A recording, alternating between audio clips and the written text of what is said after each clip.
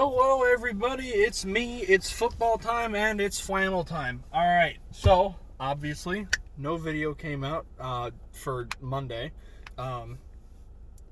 It was Martin Luther King Day, Martin Luther King Jr., and I didn't have to work. So, I wasn't in the office, so I didn't have this nice, conveniently built-in break time to come out and sit and talk to you. But Friday, I'm back at work, I'm back at the office, and I do have this nice, convenient break time to come out and talk to you. So, let's talk some football. I don't have a sheet this time because, don't worry, I can remember 2 games. So, I'm trying to think. It's been a little while since I've watched the games, obviously. That was the kicker of not having Monday to talk about stuff. Okay, so Rams Packers went pretty much exactly how I expected it to go. The Packers are just a better team. To me, it's that simple. The Packers are just a better team than the Rams. That's it. That's as simple as that game needs to be. And even if Jared Goff was 100% healthy, I don't think it mattered. The Packers are still a better team than the Rams.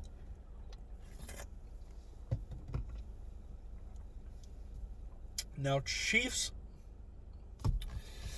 the Chiefs-Browns game, I'm not necessarily doing these in order. The Chiefs-Browns game was good. I thought I enjoyed watching it. I thought it was a good game. I'm glad it was a close game. And I figured it would. I didn't think the Browns were going to get clapped. Like, Chase Claypool's bitch ass was talking. Not like his team got clapped the week before, of course. I was expecting Kansas City to win going in.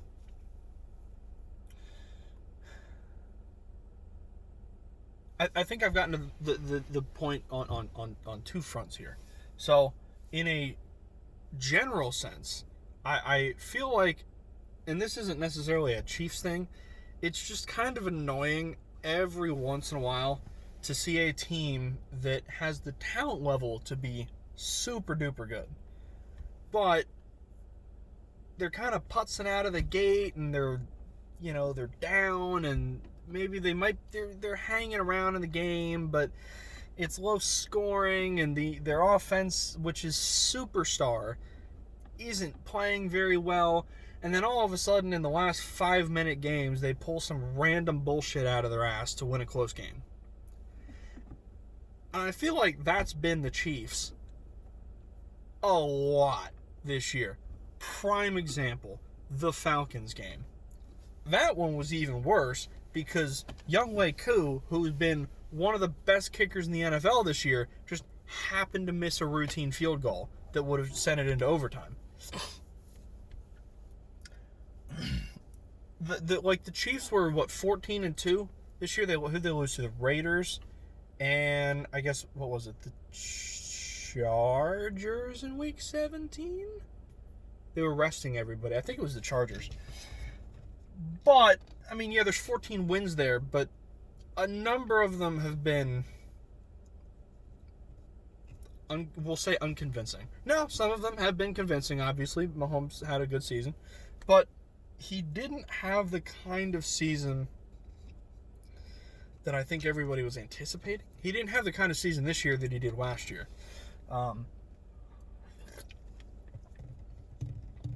In my mind, actually, I don't know. Would I vote him top 3 MVP? I don't know. I'm maybe. To me, right now, my MVPs right now would be Rodgers, Allen, Derrick Henry, with Mahomes probably in that 4th slot. I don't know. But the other thing I think with that Browns game specifically was, so there was the touchback, fumbled it through the end zone. And I was like, oh my God, man. I watched that play. I was like, fuck, man, are you kidding me? I was rooting for Cleveland. Not through a hatred of Kansas City, just, I don't know. I like an underdog story, I guess. And then they showed a couple replays of it, with the, I thought, fairly easy to see helmet-to-helmet hit, and I was like, man, you get that call right, and the penalty yardage, half distance to the goal, automatic first down. That would have put him first and goal at like the 3 or the 4. You've got Baker and Chubb and Hunt and Landry and Hooper. Give him 4 plays to get into the end zone. Easy money. From like the 4-yard line, easy money. And then the dynamic of that game completely changes. Because that fumble through the end zone touchback, give the ball back to Kansas City, not only do you not get 7 points out of it, but that's the kind of play that'll just deflate a team. So, I don't know. I just feel like if that gets called right and you end up being able to punch it in, that's completely changes the dynamic of the game. I'm not even necessarily going to get into the whole, should the rule be changed? I'm not a huge fan of the rule, personally. Am I saying it should be changed? Not necessarily. I see why it's there. I see why people think it should be there. I'm not personally a fan of it, but that doesn't necessarily mean I'm going to bitch about it being changed either. So, it is what it is. It happened. But I've seen it happen a couple times recently. I remember the time Derek Carr did it. Was that 2 years ago? And I think they ended up losing the game pretty much because of it. And I thought it was upsetting. I would have been pissed if I was a Browns fan. Or a Raiders fan that time Derek Carr did it. Oh, I'd have been hot. But, again, it is what it is. Saints-Bucks.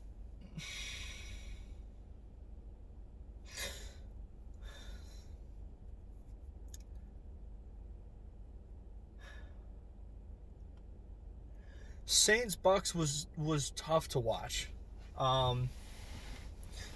It was tough to watch for a number of reasons. I was kind of hoping it'd be one of those like high score shootout games.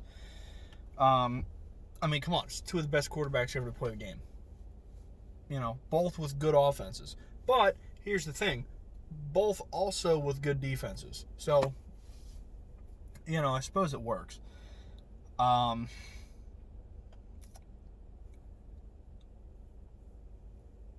Always been a Drew Brees fan. I know there's a lot of Eagles fans that hate the Saints, and there's a lot of people that hate Sean Payton. Bountygate, I'm guessing, is why. I don't necessarily hate Sean Payton. I don't know. I don't hate him. But I don't hate the Saints either. Michael Thomas is kind of a whiny bitch sometimes, and Alvin Kamara can be kind of a douchebag, but I don't hate the Saints. It takes a lot for me to hate a team. I might hate certain players on a team, or I might hate the fan bases of another team to a large extent. It takes an awful lot for me to look and say, I hate this team. Pittsburgh, they're close. There's a lot of their players that I really cannot stand. Juju and Claypool, Eric Ebron to a certain extent. They've got a lot of players that I really can't stand, and the majority of their fan base is ridiculous. I have some good friends that are Steelers fans, and they're alright. And I'll bump into a couple every once in a while that, you can sit down and have a normal, good football conversation with. But for the most part, this year in particular, that was an extremely cancerous fan base. But I still don't think I'm willing to go so far as saying I hate the Steelers. You know, there's guys on the Steelers I like. I like Mike Tomlin. You know, it is what it is.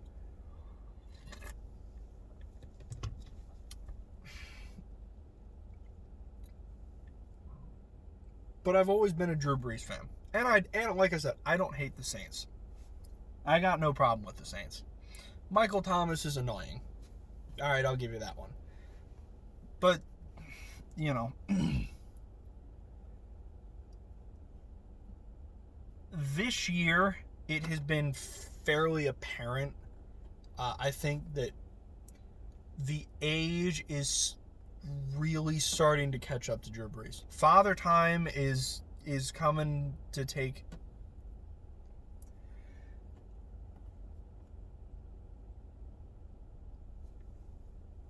That being said, I think Drew was playing injured for a good portion of the season, even until now. I mean, he cracked what, like 6 ribs?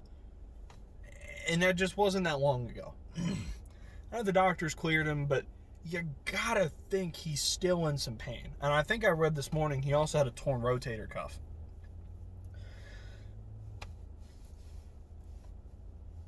It's tough to see the really, really great ones go out like that. You know, it'd have been great like last year, maybe or even this year, if they'd have gone through and won the Super Bowl, and you could kind of Peyton Manning-esque, but not really, because he wasn't all that great that year, particularly in that Super Bowl. But I don't know, Drew Brees' last game, and they get beat at home by a division rival, and Brees throws, 3 interceptions? It sucks. It sucks to see Drew Brees. It sucks to see the greats go out like that. And Drew Brees, too, because, I mean, obviously I've never met the guy, but he seems like a very likable dude. So that sucks. But I was expecting Tampa Bay to win anyway. It is wild. Say what you will about Tom Brady, but the dude's like Brees, you can see the age starting to hit him. Phillip Rivers, at times, it looked like you can kind of see it starting to creep in. Eli Manning, you could tell it was getting to him. And then you got freaking Tom Brady over here at the age of 43 years old. And not only is he still successful, he's at the top of his game. He threw for more yards this season. I think this was his second highest yardage. Now, part of that is scheming, but you got to play well to fit the scheme. Brady is 43, and not only is he still winning and still successful, he's at the top of his game. And that's insanity. That's absolute insanity.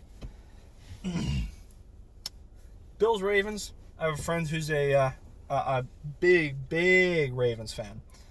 Like, she is to the Ravens like I am to the Eagles. Like, she is hardcore. And well, let's just say she had a pretty rough night.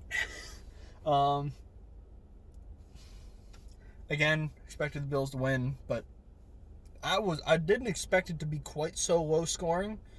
But yeah, with all that out of the way, that's last week. I got like 10 minutes left. I gotta roll through here. All right, so NFC Championship game, Packers, Bucks. Again, 2 of the best to ever do it, Rodgers and Brady. I'm going to tell you I like the Packers here. And this is I think this is 2 very, very evenly matched teams. All-time great quarterbacks. They both have pretty good run games. The Bucs has been emerging a little bit here recently. They both have good number one receivers, Evans, Adams. They've both got good deep threats, MVS, Scotty Miller. Their receiving cores are both good. They both have good run games. They both have solid offensive lines. The Packers is still pretty good. No Bakhtiari anymore. They both have solid defenses where the strength is the front seven. The Packers in particular, it's the front four. These are two very, very evenly matched teams, I think. The level that Rodgers has been playing at this year, I just don't see him getting beat. I know what happened in week whatever the hell that was, where Green Bay absolutely got shit on by Tampa. I get that. Which is exactly why I'm saying Green Bay is going to win. Because you know somewhere deep in their mind they're still pissed about their game. And they are not about to let it happen again. And you know what? It's a Tampa team. And they're going up to play in the frozen tundra. Sorry, I just don't trust it. I know Brady's done it before. Brady's spent his career in Foxborough. I get that.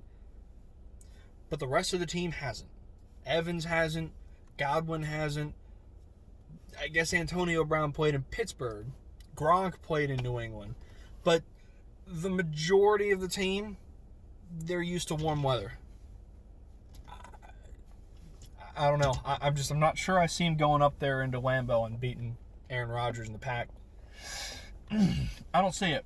So, moving on, the game I've been excited about for ever and ever and ever and ever and ever. Because I've known for weeks this was going to be the AFC Championship game. Chiefs-Bills.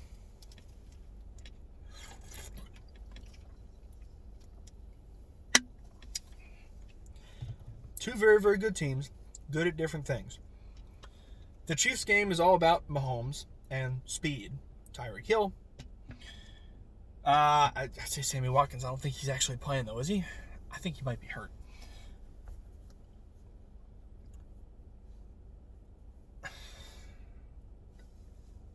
I'm not sure how to call this game, honestly. I can tell you right now I will be rooting for Buffalo. Because I like Buffalo this year, and I like Josh Allen a lot.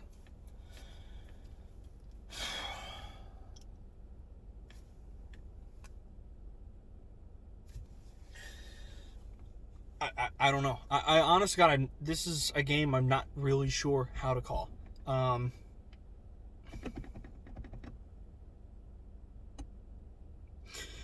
The one thing I will say, I like Buffalo's defense significantly better than I like Kansas City's defense. Kansas City's defense has some good pieces. Chris Jones and Danny Sorensen and the Honey Badger, Frank Clark. But I like Buffalo's defensive personnel better, and I like Buffalo's defensive coaching and scheming better. The Chiefs' offense has, I don't know, it's been a little off this season. It's just been a little off, and I haven't been able to put my finger on it all year long. But they don't look as revolutionary as they did last year. I mean, last year, that team was on top of the world, unstoppable. And then, I mean, they were playing from behind in the playoff games, but when they came back and won, it was through the roof convincing. Like, you just knew. And the first round they played the Texans, and Bill O'Brien's a moron. I think Buffalo is one of the most well-constructed, well-coached, well-schemed teams in the NFL this year. If not the best. I mean, the Packers obviously, and look, the Chiefs are well-coached. The Chiefs have lots of talent. I just think the way Buffalo went out, and you know what it is too? The Bills deserve it. Because the Bills, to me, in the last few years, the Bills have done everything right. They have built their roster around their quarterback and around his strengths. They brought in a coaching staff that fit what the team was trying to do. They've built, I don't know, the way they built this Buffalo team, to me, was textbook. They've got homegrown talent. They've got free agents that have been brought in. I don't know. I've got a feeling, man. I've got a feeling about this team. Am I saying they can beat Green Bay in the Super Bowl? I don't know. I'll have to see how they play this week, and if they make it, we'll have to talk again next week. I have a good feeling about Buffalo this year. I could be entirely wrong, and you know what? We're going to find out soon. But I've had this feeling about this team since not far into the season. I mean, I'm talking like week 3 kind of thing. I've been looking at this team saying, wow, this team is built for a deep playoff run. And here they are, 1 game away. So with that being said, my prediction for the Super Bowl, Green Bay, Buffalo. Now, in a few days, you'll get to come on here and tell me about how wrong I was and how stupid I am. So, we'll wait for that. With that being said, I'm going to get out of here. I got a couple minutes left. I'll touch briefly on the Eagles hired Nick Sirianni from the Colts offensive coordinator. I like it. I mean, I'll probably make a video at some point. Probably, you know what? Maybe I can do that next Friday, since the Super Bowl is not for 2 weeks after this. Maybe we'll try and do that next week. All right. So how about we call it a date? Monday we'll do AFC and NFC Championship game stuff, and then next Friday we'll talk Eagles, and maybe by then we'll have an idea of a coaching staff, that Sirianni's going to bring in. So we'll call that for next Friday. I'll leave you guys there, and I'm going to go back into work and clock in and get back to work. Have a good rest of your day, and I'll catch you all next week. Enjoy your football this weekend. See you on Twitter.